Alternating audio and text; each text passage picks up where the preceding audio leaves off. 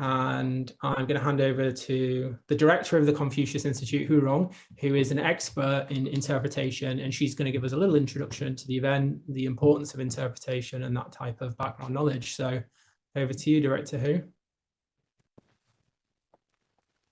And thank you very much, Jack. And first of all, as director of the Confucius Institute, I would like to welcome everybody, and seriously, and thank you for joining us and showing an interest in such an event. As Jack was saying, it probably is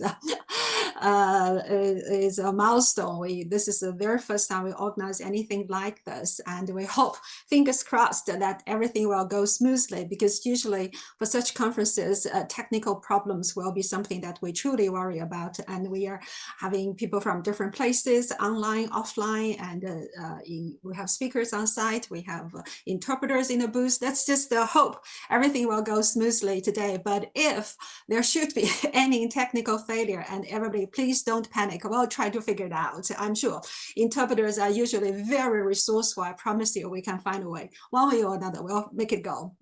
And so first of all, welcome and thank you. And also I'd like to thank all the participants and the BCI team and UIBE students for organizing everything. It did take quite some time and efforts to put everything together. And maybe just to very quickly kick off why we are having this, I think it partly because of my own background as a conference interpreter. I think this is interesting because we probably, I guess, for all of us who are here, we are language learners. And I think this is just a way to show you what happens to language learners as a possible profession and as a career, and also as some special kind of skill. Just take me myself as an example. I studied English in my university, and for some reason, this and that, and I ended up having the opportunity to get trained in conference interpreting in Brussels with the European Commission. That was many years ago, about more than 20 years ago. So back that time, I got the opportunity to receive simultaneous interpretation training with the interpretation department of the European Commission. We refer to it as DG interpretation. If you should be interested, these are the things that you can look for: DG interpretation and DG SCIC. So I was trained there with simultaneous interpretation. And then later I came back to China. I started my career as a professional conference interpreter, at the same time teaching English and teaching and interpreting. So that's more than 20 years of experience. And so this is just to let you know, for language learners, what might be possible for you. And then why today's event? So first of all, we are taking the opportunity to celebrate the Chinese Language Day of the United Nations. And this is important in two ways. One is that Chinese is one of the 6 official languages of the United Nations, and that's why it's important. And also, this is an opportunity also to celebrate multilingualism. So you can imagine at any conference of the United Nations, we have delegates from all over the world, from different countries, speaking different languages. How is a meeting organized to make sure that each one can speak their own mother tongue at the same time they can talk to each other in a high quality professional fashion? This is quite a challenge, and we understand that there are only 6 official languages with the United Nations. I think I need you to tell me how many official languages there are with the European Commission. If I remember correctly, you have 27 member states and 24 official languages. So imagine in the European Union with the Commission or the Council, if you have to have a meeting and you have different delegates, and they are given the rights or they are entitled to speak their own mother tongue. And if we have delegates from each one of the countries, and meaning that 24 languages altogether. So how do they really talk to each other? That's where conference interpreting or simultaneous interpreting steps in. So I think the best thing for us to understand what it is like in such a multilingual conference is to give you a show of how a real one really works. And so this is an opportunity to share with everybody how multilingualism is observed and respected in international organizations like the United Nations and the European Union, and also how a multilingual conference is being put together with the help of simultaneous interpretation. And we refer to this as language service.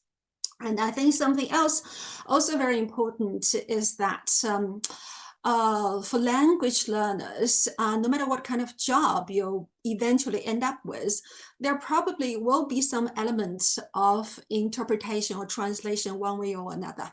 Maybe not necessarily officially or formally as a professional interpreter, but if you use two languages, even if you're just traveling with family to a different country, if you speak the local language, and probably you will be the one who is interpreting for everybody. So it is a very important skill. It may be involved in any different kind of occasion. So that may give you some idea why we're doing this. And also, don't ask me yet how will artificial intelligence change the landscape of interpreting. It may take me another 2 hours to speak on that. We'll get another opportunity. But anyway, I still believe that interpretation is still a very important skill. And even if one day AI will replace every one of us, I think even the process itself of training, so to learn the skill of interpretation will also be very helpful for everybody. As you can imagine, we have to speak a different language.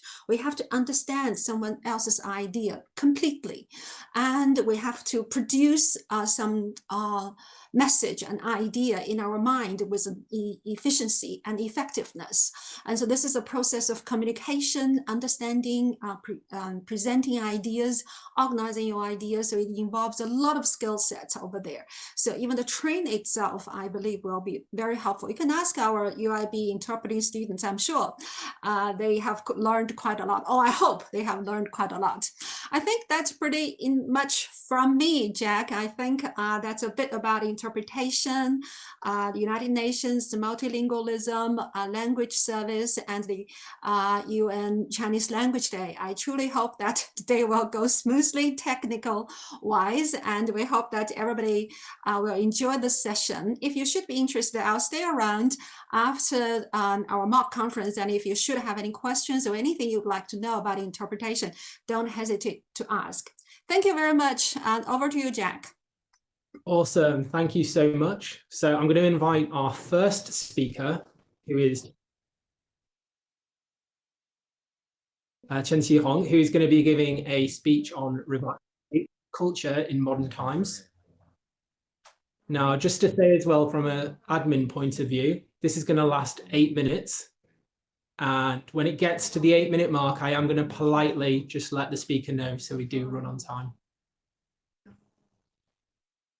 Okay, so fingers crossed, Chongxi is going to be available and ready to go. Thank you, Jack. 女士们、先生们，大家上午好！非常荣幸能够与诸位共同探讨传统文化如何在当代焕发新生这一承载文明根绪的时代里，站在数字文明与工业文明交汇的历史坐标上，我们愈发感受到那些沉睡在典籍里的文字，镌刻在器物上的纹样，流淌在血脉中的精神，正是滋养现代文明的源头活水，需要我们以创新之药开启这扇通往5000年文明的时空之门。让我们将目光投向文明的原点。在钱塘江畔的晨曦中，良渚古城如同一位沉睡5000年的智者，用斑驳的城墙诉说着华夏文明的密码。自1936年施辛根先生掀开第一抔封土，这座被时光掩埋的文明圣殿渐次苏醒。三重城垣勾勒出中国最早的城市规划蓝图，世界最早的水利工程见证着先民的治水智慧。玉琮上精密的神人兽面纹，彰显着礼制文明的滥觞。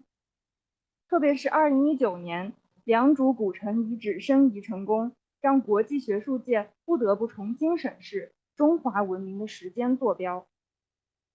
原来早在5000年前，长江流域就已绽放出了可与两河文明比肩的文明之花。如果说考古发现是唤醒文明的晨钟，那么科技赋能则是延续文明血脉的当代智慧。当我们用无人机测绘复原古城的肌理，以光谱分析解码玉器的矿脉，借虚拟现实重现鲜明的祭祀场景，这些穿越时空的对话，让年轻一代在数字维度触摸文明温度。疫情期间，杭州良渚博物馆推出的云端探秘项目，通过3D 建模，让玉琮纹饰在指尖流转。这样的创新传承，让文化遗产不再是玻璃展柜中的静物，而成为了可感可知的文化基因库。这种古今交融的智慧，在敦煌莫高窟的数字化重生中展现得尤为璀璨。云游敦煌小程序如同开启时空隧道的密钥，让千年壁画在手机屏幕间翩然起舞。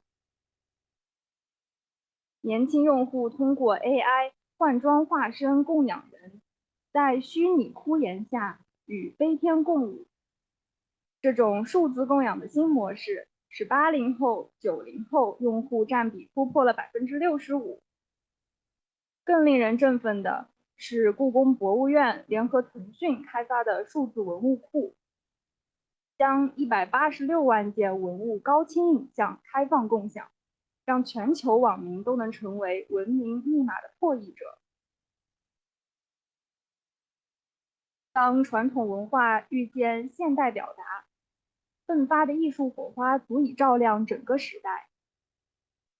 唐宫夜宴的编导团队从唐三彩中汲取灵感，让沉睡了1000年的陶俑化作灵动的少女。AR 技术构建的虚拟宫阙与真人舞者水乳交融，再现了云想衣裳花想容的盛唐气象。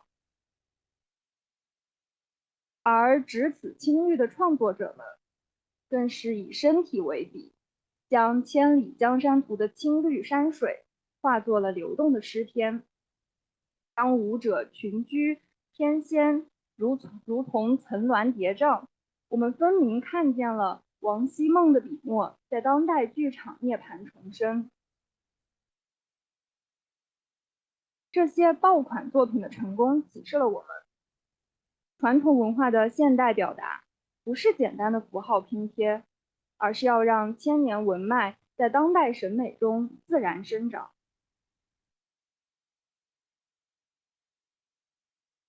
站在文明传承的十字路口，我们既是守夜人，也是点灯者。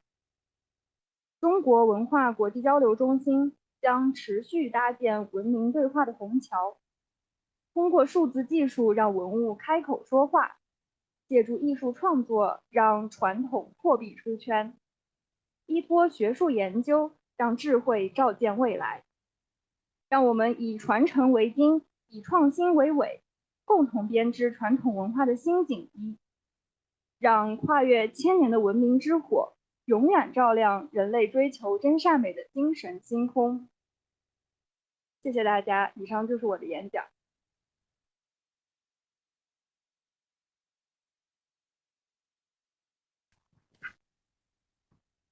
Okay, excellent first speech there. Thank you so much, Chen Xihong, on reviving ancient culture in modern times. So we're now going to move to the question and answer section. I've got a question here in English, which is going to be, interpreted by ourselves into Mandarin. And then I'm hoping we'll get a response in Mandarin that will be interpreted into English by UIBE. So if I get some thumbs up from people, that's good. I'm going to ask the first question, which is, Dunhuang and the caves and grottos are famously difficult to get to because of geography. With using virtual reality and being able to see them easily, will this reduce the quality of the experience? So if you bear with us one moment, we hopefully can get that interpreted. 由于地理因素，敦煌的许多石窟都是很难到达的。但是如果要是我们使用 VR 技术的话，或许能够更加轻松的看到这些地方。但是这会不会降低我们的观赏质量？谢谢。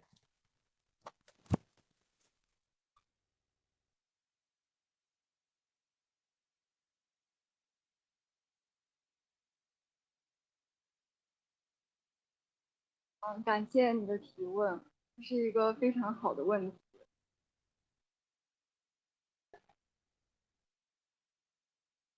首先，我认为 AR 技术在多数情况下是提升了传统文化的观赏体验的，特别是在疫情期间，当我们没有办法线下去观赏这些精美的文物还有遗产的时候，我们就可以点一点手机上的 APP 或者是小程序，然后就可以看见如此美丽的景象。所以我觉得从某种程度上来说，线上的这些技术其实起到了一个很好的互补作用。谢谢。Thank you for your question, and that is a very good question. I think in most circumstances, AR and other technologies can improve our experience to appreciate art, and that is especially true during the COVID-19 pandemic, when we couldn't appreciate artifacts and historic relics offline.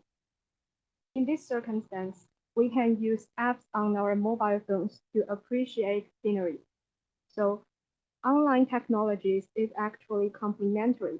Thank you.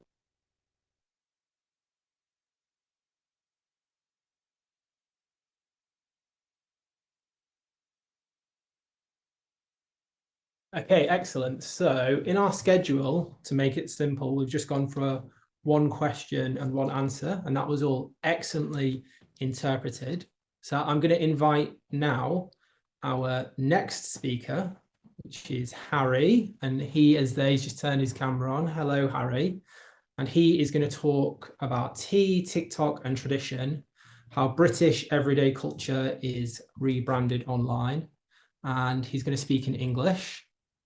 And this is going to be interpreted into Mandarin by UIBE students.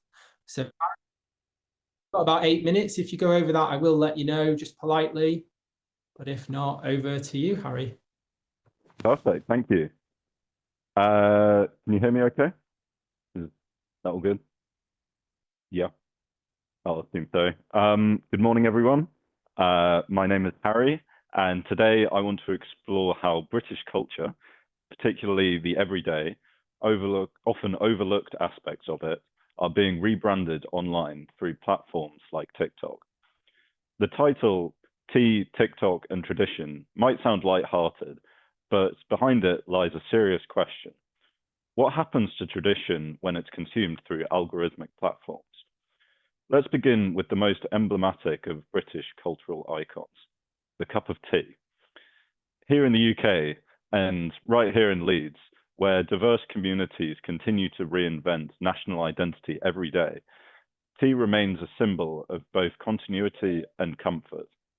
We consume around 100 million cups a day, and yet its cultural meaning is far from static. On TikTok, tea has taken on new life, often playfully. Users upload videos rating family members' tea-making skills, debating the correct milk first or water first order, or using tea as a shorthand for Britishness itself. These short videos, frequently comedic or exaggerated, transform a centuries-old cultural practice into a form of content production. But more than that, they make visible the ritualization of the ordinary, a concept anthropologist Victor Turner might have called communitas, the shared cultural glue that emerges from everyday acts. TikTok's algorithm doesn't just promote what's popular, it surfaces what's relatable in doing so. It rebrands tradition for digital consumption. British culture online becomes not a fixed identity, but a performative one, a stylized representation in which individuals participate, remix, and sometimes challenge long-standing norms. But this phenomenon isn't uniquely British. If we look east to China, where TikTok's parent company, ByteDance, originates, and where its sister app, Douyin, operates under different regulations, we see parallel but culturally distinct processes. In China, tea culture also thrives online, but the tone is often more reverent, rooted in aesthetics and heritage. Videos highlight the artistry of tea making, gongfu tea ceremonies, intricate glass teapots, regional variations. There's a preservationist ethos that reflects China's Confucian orientation towards tradition. In contrast, British TikTok treats tradition with irony. The builder's brew becomes a comedic motif. The chippy tea, the corner shop, even the sound of rain on a bus window, these are elevated into what we might call vernacular aesthetics. They are humble, even gritty, yet they evoke powerful feelings of shared identity, especially in cities like Leeds, where working class heritage intersects with multicultural influences. This kind of digital rebranding is deeply local, yet also global. Consider the British kitchen trend, where TikTok users from other countries comment on the tiny fridges or apparent obsession with kettles. While humorous, these videos act as cultural mirrors, reflecting how global digital audiences perceive and remix national traits. It's worth pausing here to ask, what are we doing when we perform culture online? Sociologist Irving Goffman spoke of life as performance. We present ourselves differently depending on audience and setting. TikTok extends that theory into hyperdrive. Britishness becomes a brand, an aesthetic. Accents are exaggerated, roast dinners are romanticized, and even the Yorkshire moors become part of a soft-focused cottagecore fantasy. Leeds-based creators, too, participate in this narrative, offering both hyperlocal and globally intelligible content, from fish and chips at Kirkgate Market to rainy canal walks in Kirkstall, all repackaged with melancholic indie tracks and self-aware captions. And crucially, this isn't just about nostalgia, it's about power. Platforms like TikTok democratize who gets to define culture. For decades, national identity was projected top-down via the BBC, via London-centric institutions, via private schools. Now it emerges bottom-up, through 15-second videos shot in bedrooms and bus stops. But there are limits to this democratic potential. As digital culture scholar Crystal Abedin notes, TikTok trends are still governed by opaque algorithms and some aesthetics, particularly those aligned with whiteness, able-bodiedness, or certain class signals tend to dominate. So, while tea becomes a global meme of Britishness, not all tea drinkers are equally represented. This is where Leeds, and indeed city like it, become critical to the discussion. Leeds is not only a post-industrial northern city, it is a vibrant, multicultural urban space where Caribbean, South Asian, Eastern European, and African communities all bring their own traditions, languages, and relationships to tea, food, and humor. TikTok offers an opportunity to surface those microcultures, but only if we are intentional in amplifying them. So what does this mean for tradition? it is diluted by its online reinvention, or does it evolve? I would argue the latter. Tradition, after all, has never been static. It is lived, and TikTok, for all its chaotic energy and commercialism, is a platform where tradition is being lived, contested, and reimagined in real time. The Britishness that emerges on TikTok isn't the one found in museums or textbooks. It's emotional, funny, awkward, inclusive, and sometimes political. It resists easy definition. And perhaps that's the most authentic version we've had yet. So next time you scroll past a video of someone rating their mum's Sunday roast, or you see a slow-mo clip of Yorkshire drizzle with the Arctic monkeys playing in the background, don't dismiss it. That's not just content, that's culture in motion. Thank you. Excellent. Thank you so much for that speech, Harry, and perfect with the timing. So now we're going to move again to the question section. We're going to have one question in Chinese from UIBE, and it's going to be interpreted by UIBE into English. So Harry is an excellent Mandarin speaker, but also so he can fully understand. And then Harry is going to give his answer in English, and it's going to be interpreted over at our side into Mandarin. And this section, I didn't say this before, but just to remind everyone, this is consecutive interpretation, not simultaneous, just for clarity. So let's switch to UIBE to give us their question in Chinese. 好，非常感谢你的演讲。我知道英国红茶非常的有名，尤其是下午茶的文化特别有特色。我想请问一下，您平时会喝茶吗？喜欢喝什么茶呢？比如说红茶、水果茶，或者你有没有尝试过中国的绿茶、乌龙茶等等？我还想进一步追问一下，就是你有没有听说过英国红茶的历史？因为我很好奇，为什么不是英国绿茶，而是英国红茶流行了起来，成为英国茶文化的代表？这是和什么历史故事有关吗？谢谢。Good question.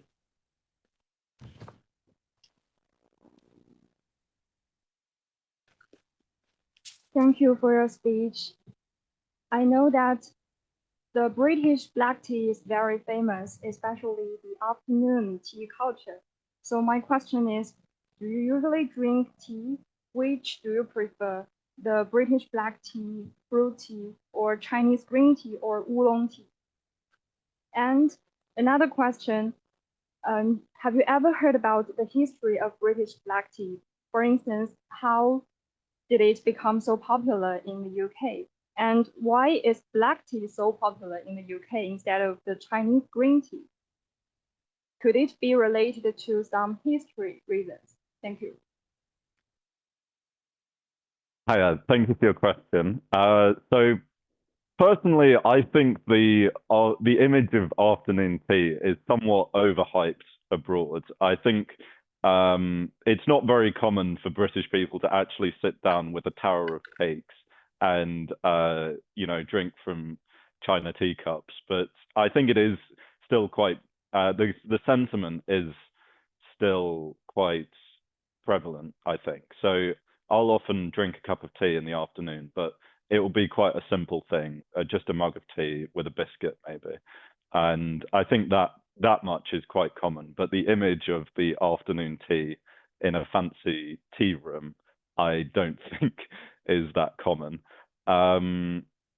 As for Chinese tea, I also like Chinese tea. I'm especially a fan of pu'er tea, which I tried on my study abroad in Taiwan, and yeah, really enjoyed it. And as for the history of tea, I think it goes back to colonial times, and where the British Empire would, invaded a lot of countries, but also, traded with them in tea, and it was a very popular product back home in the UK, and so there was a very big demand for it. I'm not entirely sure though why black tea took off in place of green tea, though? I'm afraid I can't answer that question. 好的，非常感谢您的提问。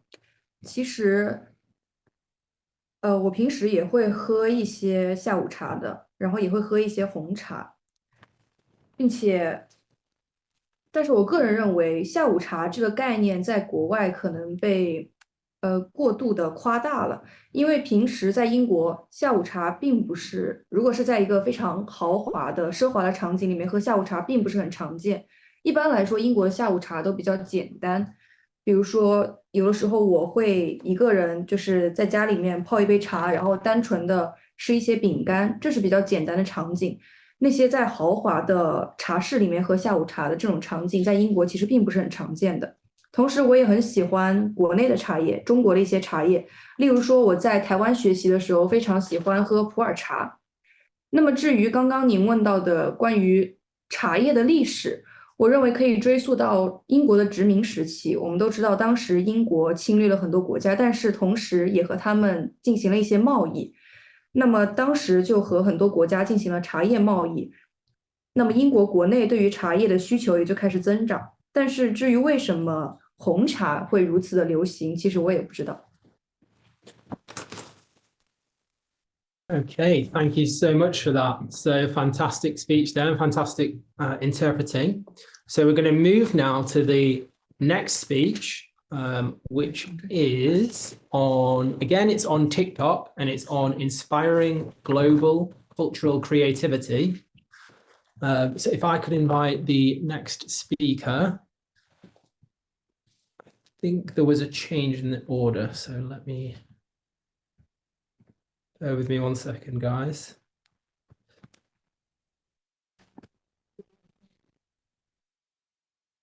So it's, sorry, it is, the speaker should be Peng Han-chi. So thank you so much for that. And yeah, we are ready when you are.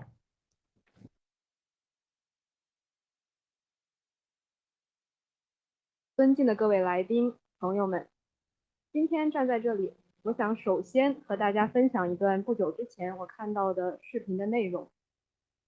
在意大利的街头，一位白发老人用100年家传的工艺制作陶笛。在评论区里，巴西的年轻人在询问怎么样才能买到，而日本的音乐人则提议要合作创作一首融合民谣。这个场景就完美的诠释了今天我想和大家讨论的主题。在数字时代，文化到底正在以怎样的方式被重新定义？每天，当全球15亿用户点开 TikTok 时，他们打开的不仅是一个应用，更是一个跨越时空的文化集市。而作为这个集市的搭建者，我们逐渐意识到，如今人们比任何时候都渴望文化的连接。而站在数字化与全球化的十字路口，文化传播正面临2大紧迫挑战：如何让传统文化突破地域和代际的壁垒？如何让创新表达获得跨文化的共鸣？ TikTok 正在做3件重要的事，解决这2大难题。第一，我们把博物馆里的玻璃展柜变成了人人可参与的创作工坊。贵州侗族大歌的传承人阿朵奶奶，她的故事就很令人动容。3年前，她的歌谣只能在山寨里，只有几十个族人才能听到。但是，她13岁的孙女把合唱过程配上了电子鼓点，发到了 TikTok 上，奇迹就发生了。这段视频不仅获得了8700万的播放量，而且还催生了名为 Digital Folk 的挑战赛。现在，每天都有来自墨西哥、挪威的年轻人用自己民族的唱腔演绎这段旋律。之前我们一直有一个担忧，就是数字技术会让文化变得快餐化。但是数据告诉我们，不用担心，在 TikTok 上每增加1%的非遗内容，就会带动3%的线下体验馆参观量。比如我现在在做这篇演讲的时候，平台上就有超过2000万条视频正在用现代语言重新诠释传统文化。第二，我们让文化对话从单向输出变成了全球共舞。去年，一段苗族银饰舞视频意外走红，美国高中生佐伊乔丹就用街舞动作进行了重新演绎，引发了68个国家的用户加入挑战。而最令人惊喜的就是，苗绣手工艺人还因此收到了来自巴黎时装周的合作邀请。这样的故事并非偶然，在 Book Talk 标签下，《红楼梦》的西语版销售量增长了45%，而哥伦比亚的魔幻现实主义文学也通过用户自制的戏剧片段走进了亚洲市场。文化现在不再是被观赏的标本，而是一种不断进化的生命体。第三，我们在创新中守护文化的根脉。面对数字洪流，我们选择用技术反哺传统。在印度尼西亚，我们开发了皮影戏 AR 特效，用户打开摄像头就能让古老的故事角色从屏幕中跃出。而且更特别的是，我们还保留了传统皮影的雕刻技法，比如说用户拖动角色时就能够听到真实的牛皮摩擦声。同样，在非洲，我们通过方言语音识别技术，让小众语言也找到了新的传承者。在我演讲的最后，我想用叙利亚难民的故事结束今天的分享。这位难民在战火中失去了厨房，但是他却在 TikTok 上用祖传食谱重建了生活。现在，他的阿拉伯烹饪视频不仅抚慰了流散同胞的乡愁，而且也让西方观众认识到了鹰嘴豆泥背后的千年文明。这也正是我们的愿景，让每一声文化呼唤都能得到回响，让每一次文化相遇都能诞生新的可能。因为文化真正的生命力永远在于既扎根传统又勇敢地拥抱变化。谢谢大家。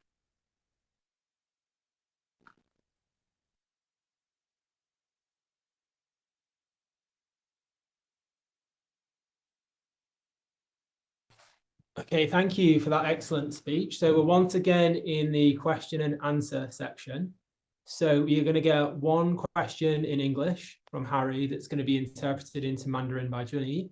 And then hopefully we're going to get an answer in Chinese that will be interpreted into English by our UIBE students. So I'll hand over to Harry for his question in English. Hi, thank you for your speech. So my question is there any risk that TikTok and other digital platforms risk losing the uniqueness of culture? As we know more about each other, is there any chance that we become one homogeneous global culture? 感谢您的演讲。我有一个问题，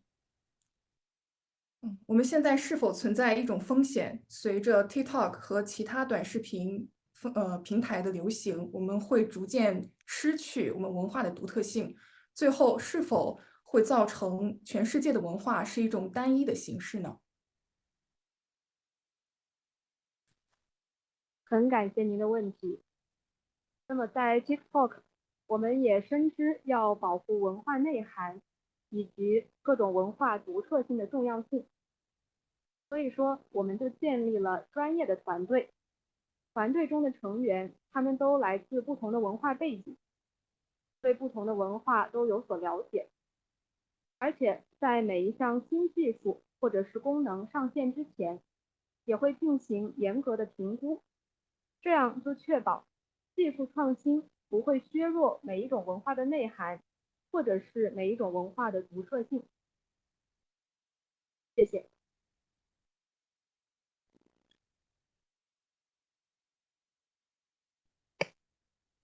Hello everyone, thank you for your question.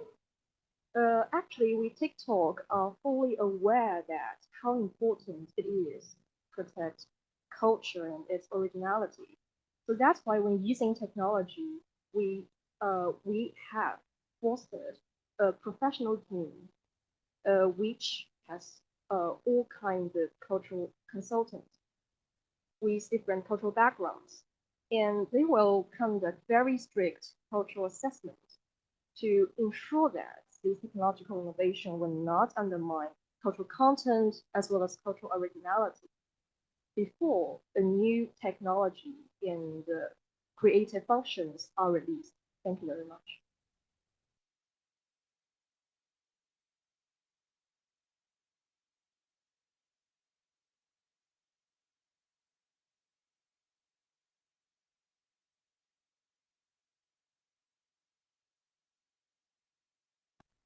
Okay, thank you so much for those questions, answers, and interpretation.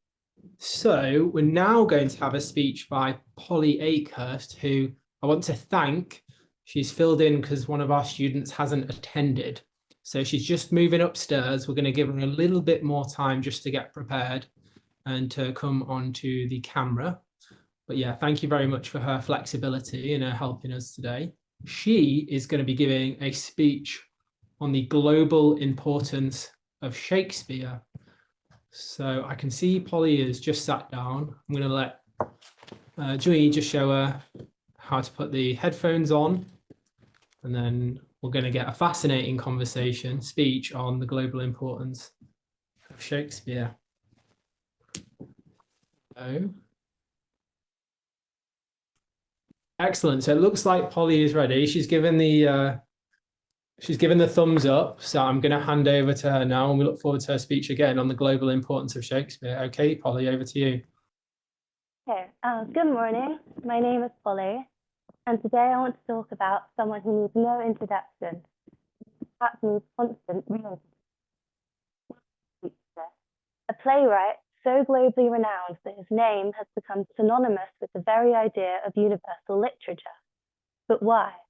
Why is a man born in Stratford-upon-Avon in 1564 still shaping classrooms, stages, and screens around the world nearly 5 centuries later?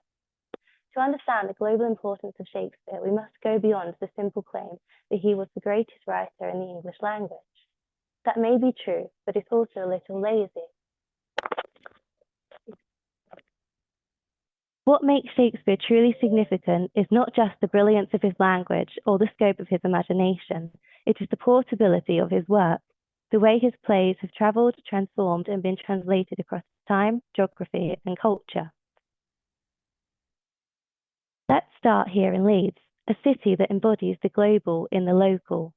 Walk down Brigate and you'll find theatres that continue to stage Shakespeare, often to audiences that reflect the city's diverse and international population.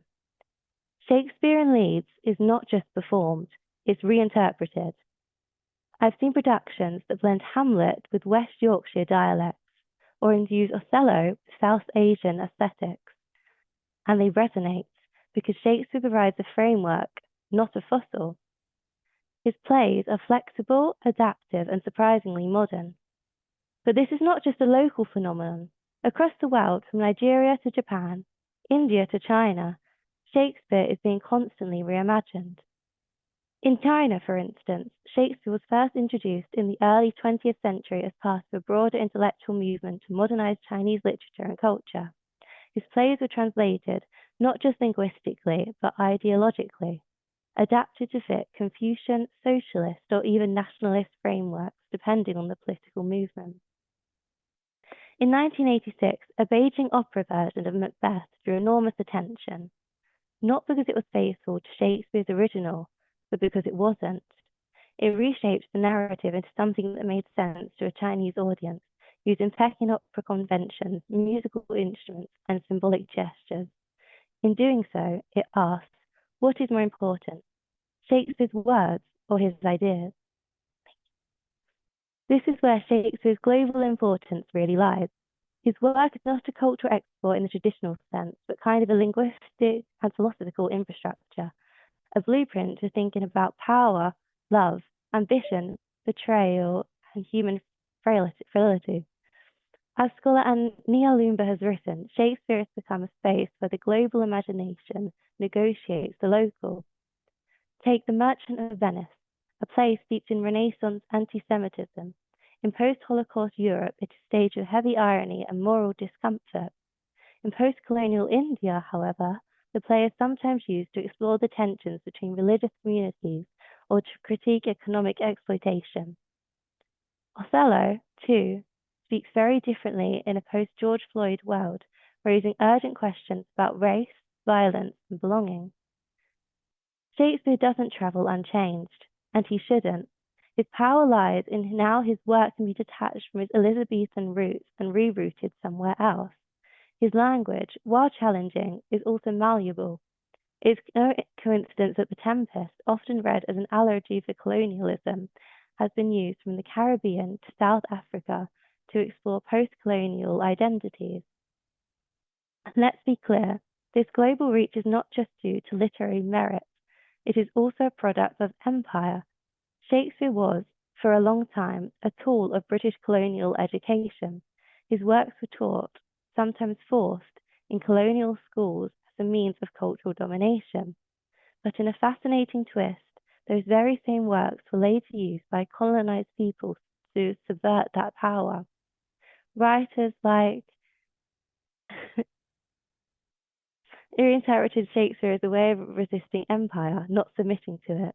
This tension between appropriation and reinvention is what makes Shakespeare so endlessly important. He belongs to no one and everyone. His plays do not prescribe meaning, they invite it.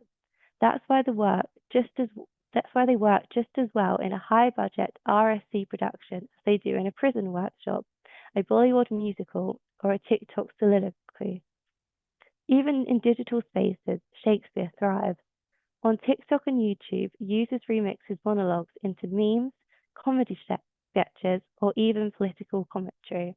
His words, to be or not to be, all the world's a stage, what's in a name, are quoted by people who may have never seen the full plays. In a world saturated with quick content, Shakespeare's continued presence shows that some stories still cut through. So what do we take from this? First, we must reject the idea that Shakespeare is a dusty white man writing for elite audiences. That version of him is not only unhelpful, it's inaccurate. The real Shakespeare is more radical, a playwright whose work continually escapes the confines of the canon. Second, we should see global adaptations not as distortions, but as acts of cultural co-authorship. Every director who stages a Lear in Lagos or a Twelfth Night in Tokyo is not diluting Shakespeare, they are enriching him. They are asking the same questions Shakespeare asked, but in new languages, new contexts, and with new urgency. And finally, we should remember that the value of literature, Shakespeare included, is not in how well it preserves the past, but in how boldly it engages with the present. In this sense, Shakespeare isn't just globally important because he's everywhere.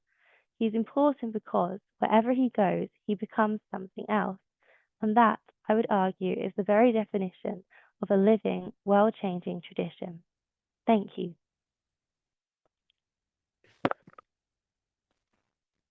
Excellent. Thank you so much for that, Polly. That was fantastic. So I'm going to move to the question and answer section, and we're going to have a question in Chinese interpreted by UIBE, and then we're going to have an answer in English interpreted by our side into Mandarin. So if we could get that question. 感谢你的发言。我有一个问题，就是我相信您肯定读过莎士比亚的作品，那么对你来说，你印象最深的是哪一段？如果让你用3个词来描述你脑海当中莎士比亚这个剧作家的形象的话，你会选择哪3个词？谢谢。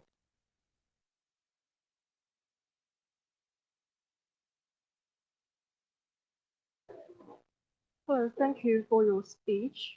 Since you have studied Shakespeare's work in school, so my question is, what part stood out to you most? And the second question is, if you had to describe Shakespeare in 3 words, what would they be? Thank you. Sorry, could you repeat that first part of the question? My question is, if you had to describe Shakespeare in 3 words, what would they be? Am I clear? My first word would be adaptable. My second word would be wise. And my third word would be modern. This is because I think he can be transcribed to modern society very well. A lot of his ideas can be interpreted in lots of different contexts and cultures. And lots of his ideas still apply today, even though he wrote his works back in the Elizabethan times.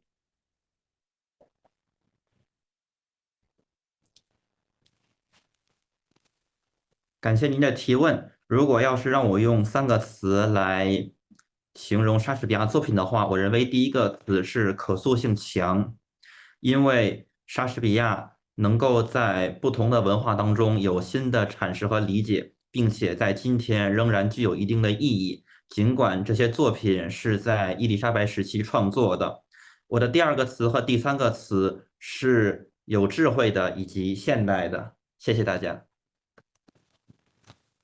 Awesome. So, was there a second part of the question that Polly needed to answer, or is that completed? 有第2个问题，就是有人说莎士比亚的戏剧全是狗血剧情，比如说充满了背叛、复仇和误会，就是和现在的热播剧很像。你同意这种说法吗？为什么？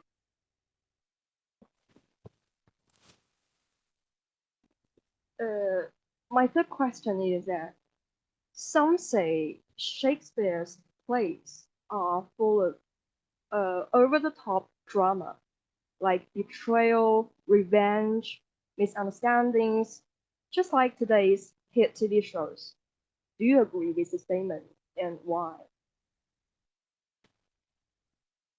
I believe that a lot of his language and the things that happen in his work are very dramatic, just like today, as a lot of Shakespeare's works were used for entertainment purposes, and they dramatize a lot of the things that happen in order to engage audience attention. I think a lot of his themes are still used today in TV shows, as lots of the audience members find them engaging. 我认为莎士比亚的许多语言确实是充满戏剧性的，他使用了很多戏剧化的手段来吸引观众的注意力。我认为在现在的电视节目当中，其实也是在使用类似的手法来吸引观众的注意力。谢谢。Excellent. So that's our question and answers done for that excellent Shakespeare speech. Can I thank Polly again as well, who, like I say, did step in there. So we're very appreciative of that support. So bringing us up to our final speech, which is a shame because this has been really enjoyable. We've got Ding Huang, and they are going to talk about new rhymes of poetry, spreading the beauty of classical Chinese literature in the digital age. So if I could invite Ding Huang to speak for us.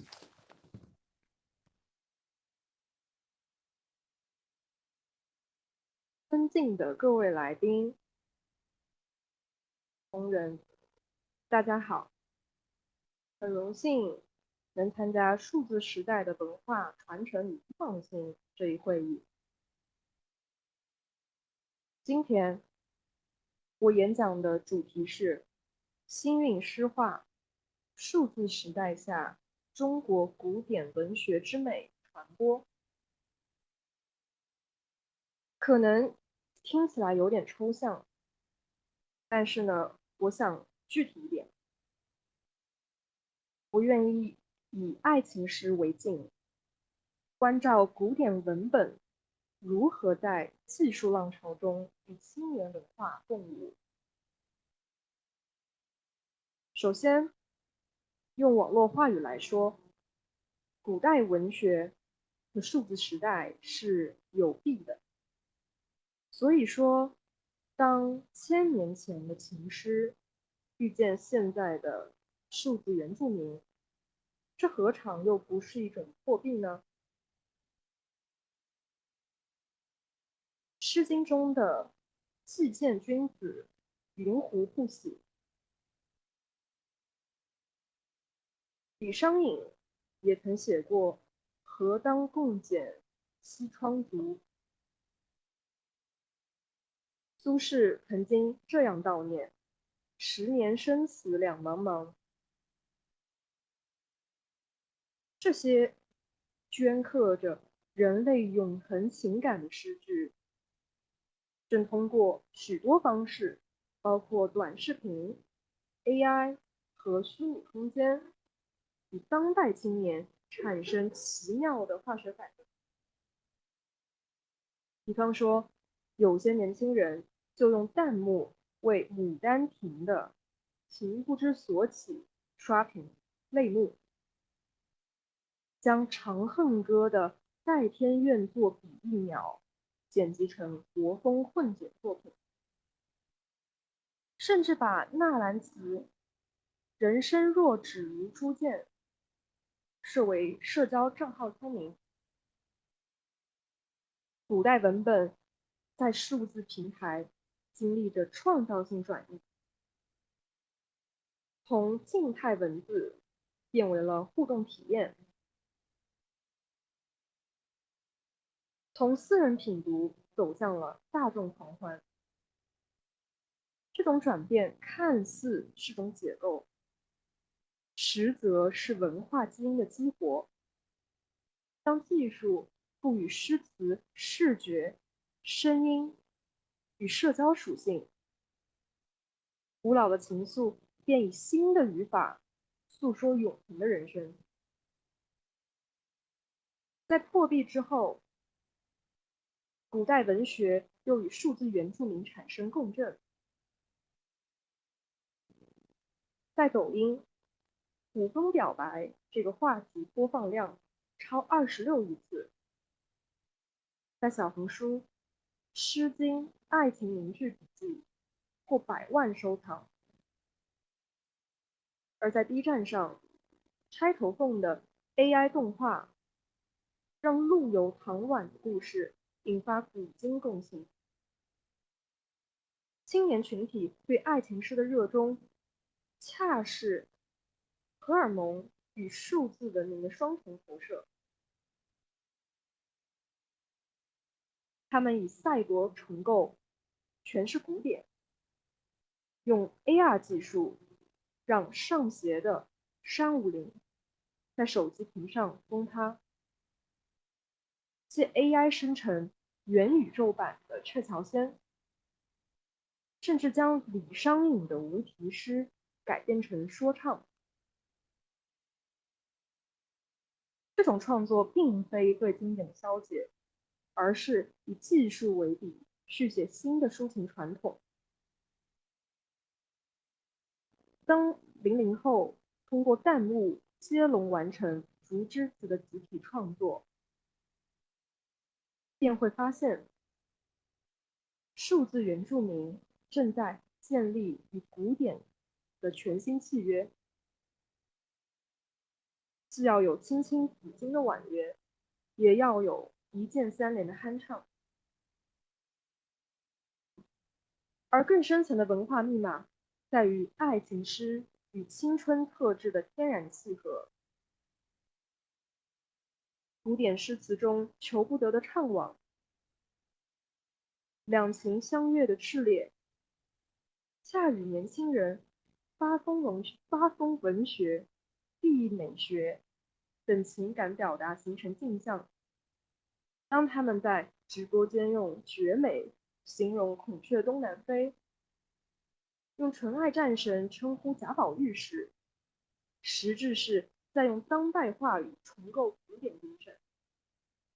但是货币与共振必然带来隐忧，这就要求我们坚持守正与创新，换言之，给技术一颗诗心。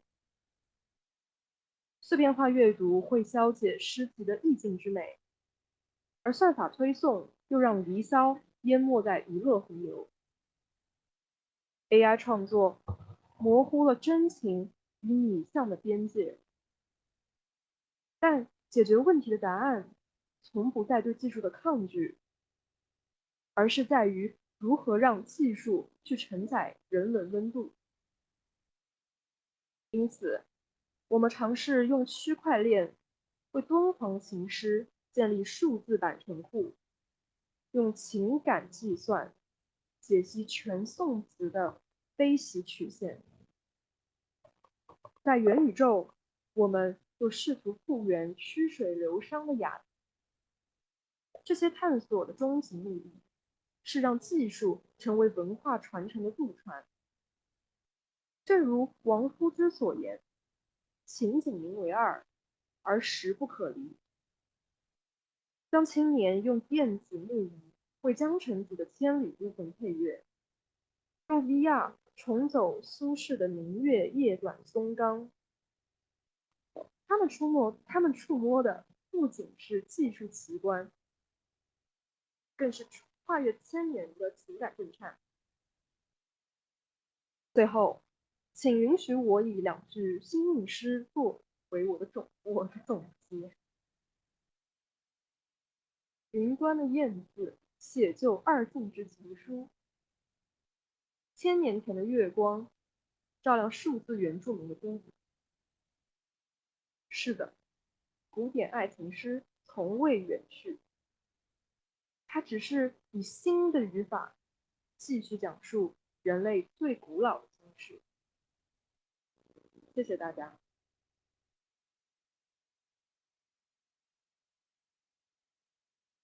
Okay, thank you so much, Ding Huang, for that speech. So we're going to move to the final question and answer section, where we're going to have a question in English that is going to be interpreted by our side into Mandarin. And then we're going to have an answer in Mandarin, which will be interpreted into English by the UIBE side. So the final question of today's event is, there's 3 parts to it. So what is your favorite Chinese poem? That's the first part. Second part, what is your favorite English poem? Okay, and the third part, some of the Chinese poets, Li Bai and Du Fu, really liked to be drunk. Do you think that drinking alcohol improves creativity? 好，那今天我的问题会分为3个部分。第一个是你最喜欢的中国诗人是谁？第二个是你最喜欢的英国诗有哪些？那第3部分是我知道很多中国的诗人，比如李白和杜甫，他们经常都是喝醉了之后进行创作的。那你认为喝酒对于提升创造性有没有什么帮助？首先第一个问题，我最喜欢的中国诗人是李白，因为他写的诗歌都比较的豪放，我觉得非常的能够解压，读他的诗的时候。第二个是说到我最喜欢的英国诗，就不得不提我在本科学习英国文学这门课的时候，有接触到一个桂冠诗人，叫做华兹华斯，英文是 Wordsworth。其中他的2首诗，一首叫《孤独的歌麦女》，好像英文叫 Solitary Shrew， 还有一首诗叫 I wander lonely as cloud。 我记得这2首诗我在英国文学课上还做过一个 presentation。 第3个问题是，喝酒和诗人创作的关系，我觉得是有的。因为当神经被酒精麻痹时，就容易胡言乱语。但是这种没有规则的美，恰恰是文学的精髓。谢谢。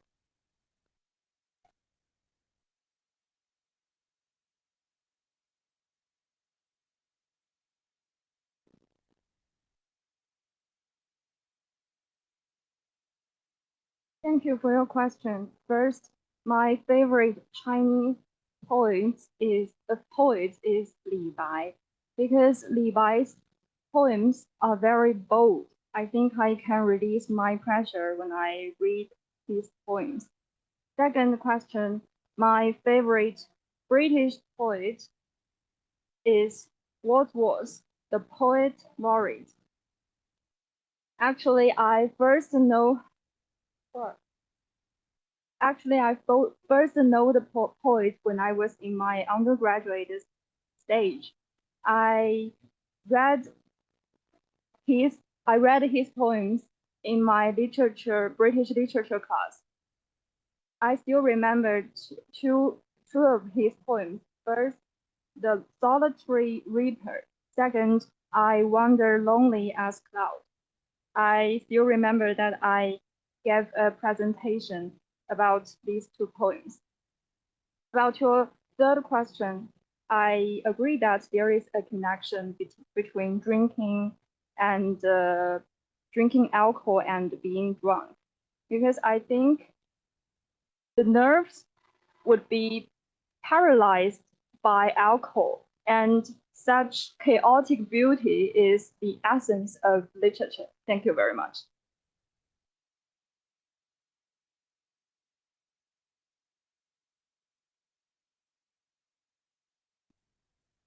Hey, fantastic. So can I just say that was a great answer. I think to be able to have an English poet in your head, be able to remember one and to quote from one of his poems is really impressive. So I'm just going to read to you. I think it'd be nice to do.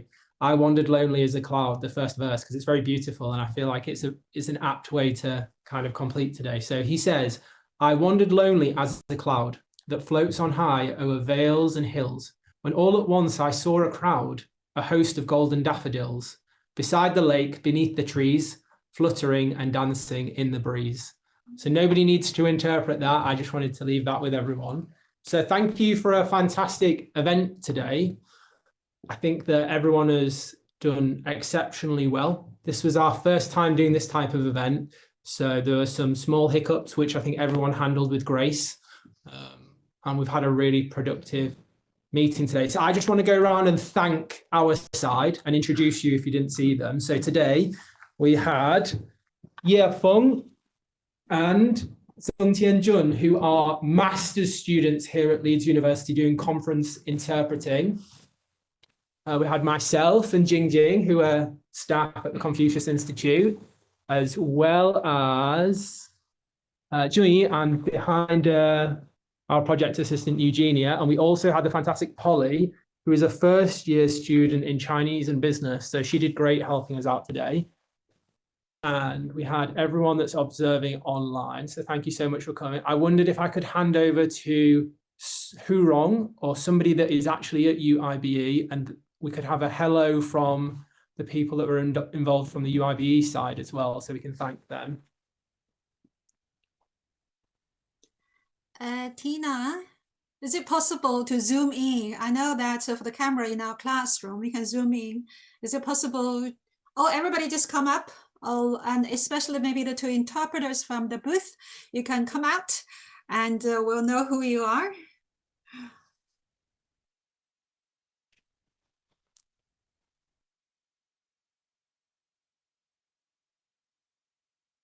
Ah, there you are. There's some faces. Excellent. Can you just quickly introduce yourself? Or...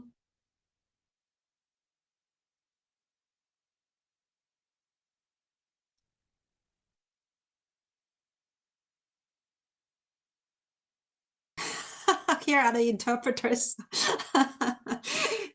You need to turn your microphone on. We cannot hear you. Excellent. Hi everyone, and I'm sorry for the terrible English to Chinese simultaneous interpretation. It's all fantastic. It was all amazing. So this is Will, and this is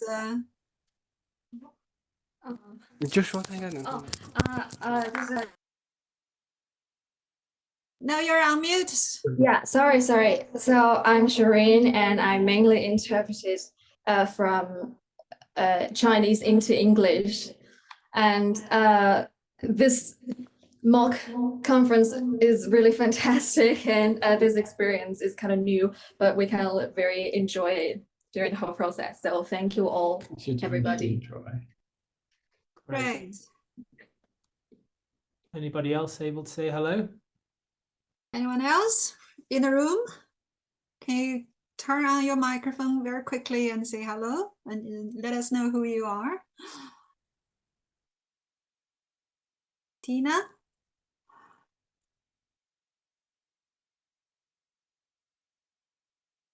You're all on mute, Tina.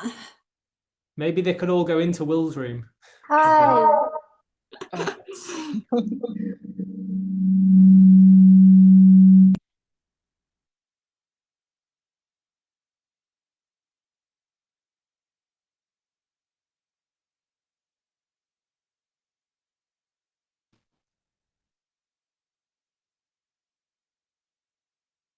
Hi everyone, I'm Lucia and I'm the first speaker home turn.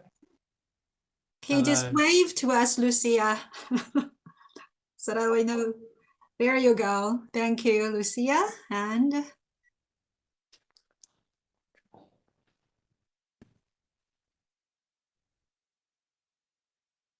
Hi everyone, I'm Elsie, and I'm the second speaker. I made that speech about TikTok. I think my speech was quite difficult, but the interpreter did a very good job. excellent.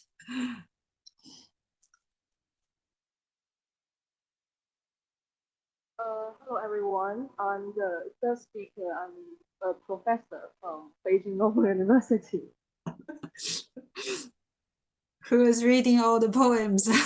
Okay. And we have also Violetta. Hello. I'm Violetta, who raised many thorny questions for you, and sorry about that. I think this is a wonderful and fantastic mock conference, and I hope next time I will be in the booth interpreting. Excellent. Anyone else in the room? That's pretty much. And I can see that, oh, there you go, Tina. Okay. And I'm the technician for today's conference because sadly I caught a fever. And I was really amazed by the performance made by the students at Leeds University. And I do hope that maybe someday we can do better. Thank you. Tina is the coordinator on the UIBE side. She has been helping me quite a lot in putting together everything. Thank you very much, Tina. It's a great work. And online, we also have Qingyuan and Ying. Is there anything you want to say, or you just want to quickly introduce yourself to the UIBE students before I move on to Song Yuanzhang?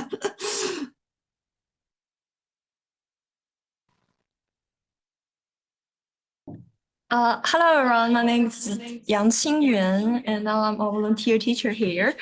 So I think today it's really fantastic and surprised me. So I hope we will have a good day. So thank you all.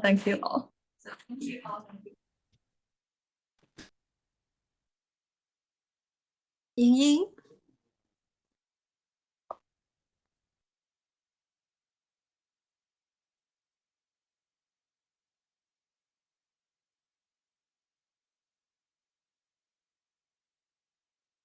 You need to unmute yourself, Ying Ying. Oh, sorry. There you go. Yeah. Yes. Hello, everyone. I'm Ying Ying, and I'm the Chinese teacher of Business Confucius Institute. And I think today's show is very excellent. And it's my first time to attend this show. And I think our students are very, oh, sorry.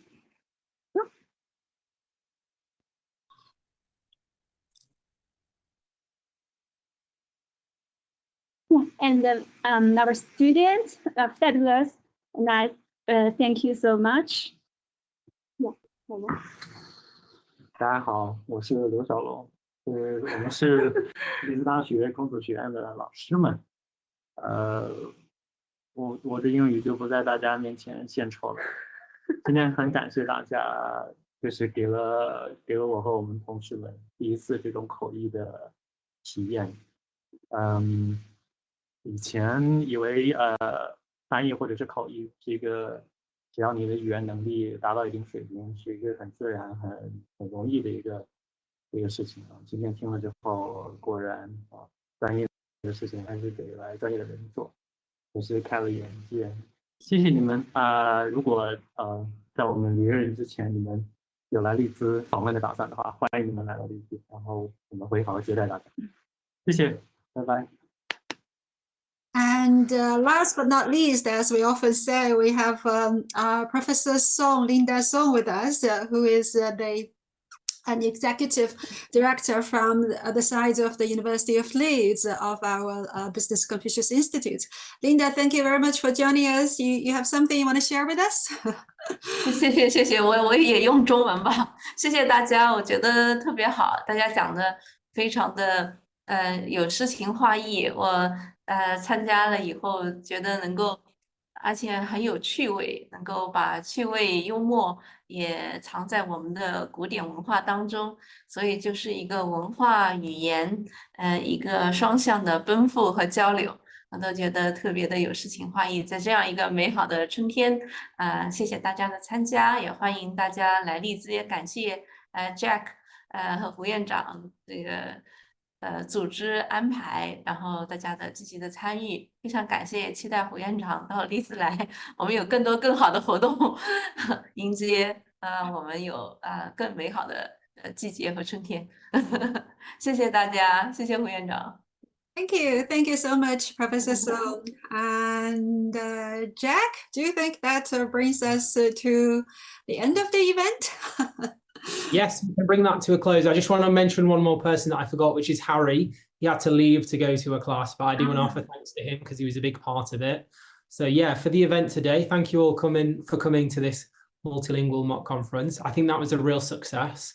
If there's interest and appetite in the future, then I'm sure it's something that we can organize again, especially with the great news that we've learned recently that Hu Yuanjiang, the director's visa has been approved and sent to her, so she's soon to join us in the UK, so we'll be able to formulate these events with more success and stability with her here. So but yeah, leaving it on that note, thank you so much everyone. It's 8 p.m, just gone 8 p.m. in China now, so I'll wish you all a good evening, and thanks everyone that joined from our side. So yeah, 我们下次再见吧。谢谢 Jack. Thank you, Jack. Thank you, everyone. Great to see Bye. you. Bye. See you soon. Bye bye. Bye bye.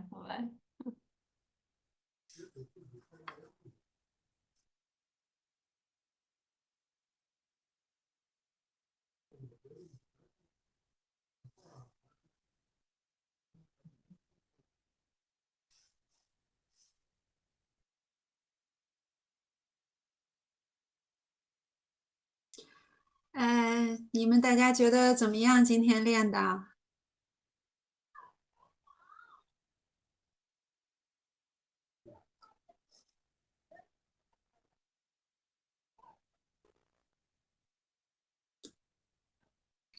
胡老师您好，我觉得